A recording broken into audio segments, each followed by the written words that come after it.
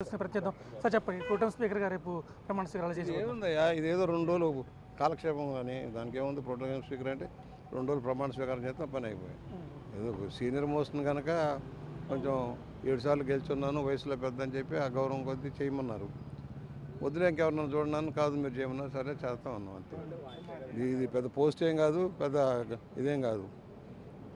ఇక్కడ ఒక విచిత్ర విషయం సార్, ఇంకా జగన్మోహన్ రెడ్డి అనేక సార్లు తిట్టారు మీరు, ఇప్పుడు అతని చేత మీరు ప్రమాణ స్వీకారం చేయండి, దాన్ని ఎలా చూస్తారంటారు? కానివ్వండి, ఎవరైనా ఒకటే, ప్రజాస్వామ్యంలో ప్రతిపక్షాలని గౌరవిస్తాం, అధికార పక్షం అందరినీ గౌరవిస్తాం. అది గత ప్రభుత్వంలో అది చేతకాల వాళ్ళకి చేతకాని విధానాల్లో అప్రసారంగా చేపట్టే వాళ్ళకి ఆ పరిస్థితి వచ్చింది. వాళ్ళందరినీ చేస్తాం. రేపు ముఖ్యమంత్రి గారు చంద్రబాబు గారు కానీ, పవన్ కళ్యాణ్ గారు కానీ, లోకేష్ గారు కానీ, జగన్మోహన్ రెడ్డి గారు అందరినీ చేయాలి. 170 మంది అసెంబ్లీ శాసనసభ్యులకి ప్రమాణ స్వీకారం చేయించి స్పీకర్ ఎన్నికయ్యాక ఆ కొత్త నూతనంగా ఎన్నికైన స్పీకర్ గారికి బాధ్యతలు.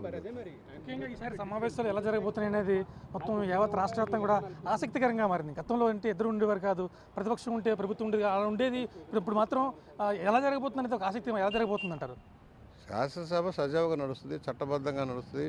చట్టాలు అర్థం చేసుకొని ప్రజా సమస్యల పరిష్కార వేదికగా ఉండేలాగా ఉండాలని నా కోరిక. అది జరుగుతుందని నేను భావిస్తున్నాను.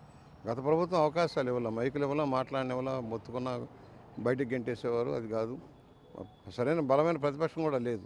వాళ్ళు కనీసం ఉన్నవాళ్ళన్నా సక్రమంగా విషయం బట్టి కన్స్ట్రక్టివ్ క్రిటిసిజం, అందరూ ఎవరైనా ఏ ప్రభుత్వం కన్స్ట్రక్టివ్ క్రిటిసిజం ఆహ్వానిస్తాం.